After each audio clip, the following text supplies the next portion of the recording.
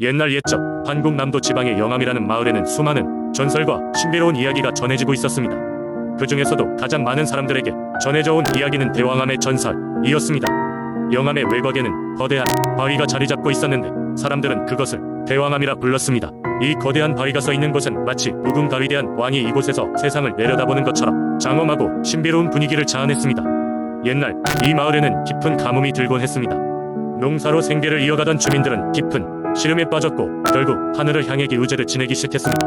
하지만 몇 해가 지나도록 비는 내리지 않았고 마을 사람들은 점점 절망에 빠졌습니다. 어느 날 밤 한 노인이 대왕암 근처에서 잠을 자던 중 꿈을 꾸게 되었습니다. 꿈속에서 웅장한 소리가 울려 퍼지며 알 수 없는 목소리가 말했습니다. 이곳 대왕암의 바위 아래에 묻힌 고대의 보물이 마을에 구원을 가져다 줄 것이다. 노인은 꿈에서 깨어났지만 그 목소리의 울림은 그의 마음속에 깊이 남았습니다. 그는 마을 사람들에게 이 이야기를 전했고 마을 사람들은 반신반의하면서도 혹시나 하는 마음에 대왕암으로 모여들었습니다. 마을 사람들은 바위를 둘러싸고 각자 갖고 온 연장들을 이용해 바위를 파헤치기 시작했습니다. 몇 날 며칠을 쉬지 않고 파헤치던 그들은 마침내 바위 아래에 묻혀있던 거대한 항아리를 발견했습니다. 항아리 안에는 빛나는 금과 그리고 한 줄기의 고대 문서가 놓여 있었습니다. 문서에는 이렇게 적혀 있었습니다. 이 보물은 영암마을 후손들에게 주어진 신의 선물이다. 이 보물을 현명하게 사용한다면 마을의 번영이 깃들 것이며 천재지변으로부터 마을을 보호할 것이다. 그 후로 영암마을은 고대의 보물을 바탕으로 풍요로운 마을로 발전하게 되었습니다. 오랜 시간 동안 가뭄이 찾아오지 않았고 마을 주민들 사이에는 풍요로운 시절이 이어졌습니다. 또한 대왕암은 마을의 수호신으로서 영암을 보호하고 지켜주는 존재로 여겨졌습니다. 마을 주민들은 매년 대왕암 앞에서 신에게 감사의 제사를 올렸고 항아리에 담긴 보물의 일부를 시간이 지나도 보존하며 그 전통을 이어갔습니다. 대왕암은 이제 영암의 거룩한 상징이 되었습니다. 이 전설을 통해 주민들은 단순한 돌덩이가 아니라 그 돌덩이 아래 깃든 신의 기운과 그들의 역사를 함께 이어가고 있음을 되새기게 되었습니다. 두 번째 이야기. 옛날 옛적 산속 깊은 곳에 작은 마을이 위치해 있었고 그 마을 근처에는 사람의 손이 닿지 않은 신비로운 숲이 있었다. 그 숲은 고개를 넘어가야만 닿을 수 있었기 때문에 주민들에게 고개 너머의 숲으로 불리었다. 마을 사람들은 이 숲이 신령이 머무는 곳이라고 믿었다. 특히 가을이 오면 수십 년간 이 숲에 정령과의 교감으로 유명한 할머니가 있었다. 이 할머니는 젊었을 때부터 매년 가을이면 고개를 넘어 숲으로 향했고 주머니에는 언제나 술과 쌀 그리고 곱게 자른 감을 넣어두었다. 매년 그녀가 술과 쌀을 전달할 땐 숲의 나무에서 풍요로운 열매가 열렸고 마을에는 풍년이 지속되었다. 많은 이들은 할머니가 왜 그토록 오랜 세월 동안 그 숲을 방문하는지 궁금해했다. 할머니는 항상 미소만 지으며 고개 너머에는 소중한 약속이 생겼다는 라고 말할 뿐이었다. 어느 해 할머니가 병석에 눕게 되었고 그녀는 이제 더 이상 숲을 방문할 수 없었다. 마을 사람들은 불안에 빠졌고 한 청년이 할머니를 대신해 숲으로 갈 것을 결심했다. 그는 용기를 내어 할머니가 빚어주신 술과 그녀의 주머니를 들고 숲으로 향했다. 숲은 고요했고 청년은 두려움에 떨면서도 할머니의 마음을 깼다는 마음으로 술과 쌀을 숲 입구에 두기 시작했다. 그러던 중 갑자기 한 여인의 모습이 나타났다. 그녀는 숲의 정령이었고 따뜻한 미소와 조용한 목소리로 청년에게 다가왔다. 오래전 나는 한 사람과 오랜 약속을 했다. 그 사람은 지금은 만나지 못하지만 그 마음은 여전히 나와 이 숲에 남아있다네. 그녀는 멀리서도 할머니의 선물을 기다려왔고 그 속에서 다시금 사랑과 신뢰를 느꼈다고 말했다. 정령은 청년에게 할머니에게 전할 말을 남겼다. 고개 너머의 길은 끝났으나 여전히 마음속 깊은 곳에서는 연결되어 있다 라고 전하라는 것이었다. 청년은 고개를 끄덕이며 그날의 일을 잊지 않기로 다짐했다. 마을로 돌아온 청년은 할머니의 손을 잡고 숲에서의 일을 전했다. 할머니는 눈을 감고도 환한 미소를 지었고 곧 평화롭게 세상을 떠났다. 그 후로도 청년은 매년 가을마다 할머니를 대신해 고개 너머의 숲을 찾아갔다. 숲의 정령과의 약속은 계속 이어졌고 마을 사람들은 해마다 풍년을 맞이하게 되었다. 이렇게 할머니의 사랑과 정령과의 약속은 전설로 남아 마을에 전해져 내려왔다. 세 번째 이야기. 옛날 옛적 전주라는 아름다운 마을에 작은 물레 방아를 돌리며 생계를 이어가는 한 집신장수가 살고 있었습니다. 이 집신장수의 이름은 김수부였고 그는 자신의 일에 자부심을 갖고 정직하게 살아가는 사람이었습니다. 김수부는 매일 아침 일찍 일어나 물레방아에 도착하여 물살의 세기에 맞춰 나무를 깎고 그 나무 조각들로 정성껏 집신을 엮었습니다. 그의 집신은 튼튼하고 편안하여 마을 사람들에게 인기가 많았습니다.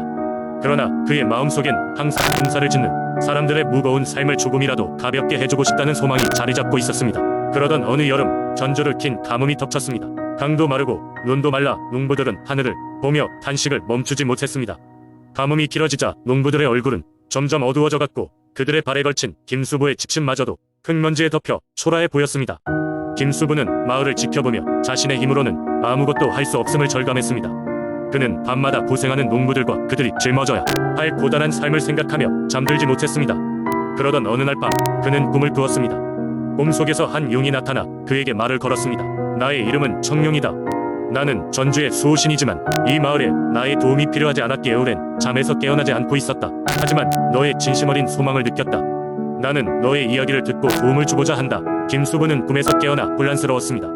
그러나 그는 분명히 느꼈습니다. 청룡이 그에게 준 마지막 시선을. 그날 밤 이후로 가뭄은 점점 약해지기 시작했습니다. 하늘에는 고운 비가 내렸고 논과 밭은 다시금 물을 머금어갔습니다. 농부들은 기뻐하며 하늘을 향해 감사의 기도를 드렸습니다. 하지만 김수부는 이 모든 것이 결코 우연이 아니라는 것을 알고 있었습니다. 그는 집신을 만들 때마다 청룡에게 감사의 마음을 담아 집신의 끈을 조금 더 단단히 엮었습니다. 그는 마을 사람들에게 자신의 꿈 이야기를 하지 않았습니다. 단지 자신이 해야 할 일을 계속할 뿐이었습니다. 여전히 김수부는 해가 뜨기 전에 물레방아로 향합니다. 그렇지만 그의 마음속에는 전주의 땅을 지키는 청룡과의 약속이 새겨져 있었고 그 약속은 그의 삶을 더욱 더 충실하고 의미 있게 만들어 주었습니다. 그렇게 김수부와 청룡의 이야기는 전주의 전설로 남게 되었고 가뭄의 계절이 올 때마다 사람들은 하늘과 청룡에게 고마움을 표현했습니다. 네 번째 이야기. 옛날 옛적 나주라는 아름다운 지역에는 신비로운 무속신앙이 깊이 자리 잡고 있었습니다. 여기에는 여러 가지 전설과 이야기가 전해 내려오고 있었는데 그중 한 가지는 이 지역 사람들에게 특별한 의미를 갖고 있었습니다. 지금부터 그 전설을 풀어서 이야기해 보겠습니다. 나주는 아름다운 자연 경관과 함께 풍부한 자원으로 유명했습니다. 그 중에서도 영산강이라는 큰 강은 지역민들에게 생명의 젖줄이자 마음의 안식처였습니다. 영산강에는 신비한 용왕이 살고 있다는 이야기가 전해 내려왔고 마을 사람들은 용왕이 자신의 정체를 숨긴 채 사람들 사이에서 생활한다는 믿음을 가지고 있었습니다. 어느 날 한 가난한 농부가 있었습니다. 그는 항상 성실하게 일했지만 자연의 재해와 병충해로 인해 농사는 늘 실패했습니다. 여름의 폭우로 집과 밭이 모두 떠내려가면서 그는 마을에서 가장 가난한 사람이 되었습니다. 절망에 빠진 농부는 어느 날 밤 영산강으로 향했습니다. 강가에 도착한 그는 하염없이 울며 하늘을 보며 기도했습니다. 용왕님, 제발 제게 도움을 주소서. 더 이상 버틸 힘이 없습니다. 그때 강가의 물결이 갑자기 요동치기 시작했습니다. 강에서 튀어나온 작은 금빛 물결이 농부의 발 앞에서 멈췄습니다. 놀란 농부가 자세히 보니 그것은 작은 황금색 실타래였습니다. 농부는 망설임 없이 실타래를 주었습니다. 그 순간 주변의 풍경이 밝아지면서 용왕이 모습을 드러냈습니다. 용왕은 농부에게 말을 걸었습니다. 용감한 농부여, 너의 성실함과 인내심에 감명을 받았다. 이 황금색 실타래는 단순히 금이 아니다. 너의 진실한 소망이 무엇인지 잘 생각해 보아라. 그 소망이 진실하다면 이 실타래가 너에게 축복을 가져다 줄 것이다. 농부는 깊이 생각한 후 가족과 마을 사람들이 더 나은 삶을 살 수 있기를 소망했습니다. 그러자 황금 실타래는 마법처럼 빛났고 곧이어 농부의 주변 환경이 변하기 시작했습니다. 그의 밭은 비옥해졌고 집은 튼튼해졌습니다. 간절하게 기도했던 농부의 소망이 이루어진 것이었습니다. 농부는 용왕에게 깊이 감사드렸고 그 이후 마을 사람들은 그 이야기를 전설로 간직하게 되었습니다. 이 사건은 나주 사람들에게 중요한 교훈을 남겼습니다. 간절한 소망과 성실한 마음으로 어떤 상황에서도 포기하지 않으면 운명이 바뀔 수 있다는 믿음을 심어주었습니다. 오늘날에도 나주 사람들은 이 전설을 이야기하며 강한 의지와 단결된 마음으로 서로를 도우며 살아가고 있습니다. 그리고 영산강을 지나칠 때마다 그들은 자신을 지켜주는 용왕의 존재를 마음속으로 기립니다. 언제나 그들을 지켜보고 있다는 것을 믿으며 그들은 그들의 길을 계속 걸어갑니다.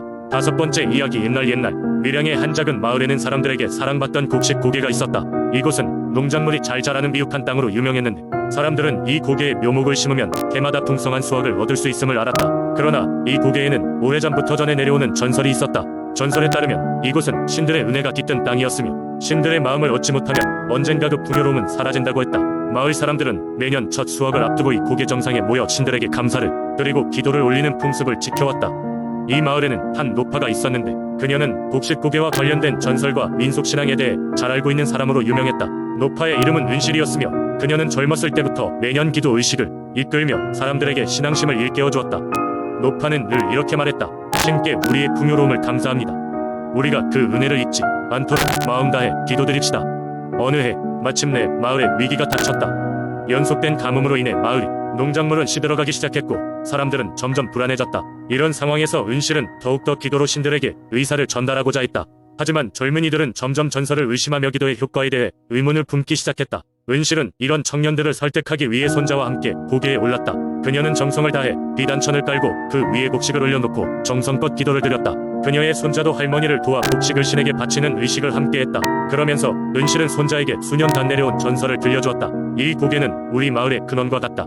우리가 신을 믿고 의지할 때 이곳은 항상 우리에게 풍성함을 안겨주었단다. 비록 지금은 힘들지만 우리 마음을 다해 기도드리면 신께서 다시 우리를 돌보아 주실 것이야. 그날 밤 이상한 일이 벌어졌다. 하늘은 구름으로 덮였고 오랜 가뭄 끝에 드디어 비가 내리기 시작했다. 마을 사람들은 은실과 그 손자 도계신들이 그들의 기도를 들었다며 크게 기뻐했다. 마을의 농작물은 생기를 되찾고 사람들은 다시 활기를 얻었다. 그 후 마을의 모든 이는 매년 은실과 함께 곡식고개에 오르며 신들에게 감사를 드리고 그들의 풍요로움을 기원했다. 이렇게 밀양의 곡식고개는 신성 한 장소로서의 전설을 이어가며 사람들의 믿음 사이에서 더욱 깊이 뿌리 내리게 되었다. 은실은 오랜 세월 고개를 올랐던 노파로 그녀의 이야기는 대대로 전해져 내려와 밀양이 민속신앙의 중요한 일부가 되었다. 그녀의 헌신적인 믿음과 노력이 있었기에 밀양의 고개는 여전히 사람들에게 풍요와 신의 은총을 상징하는 장소로 남아있다.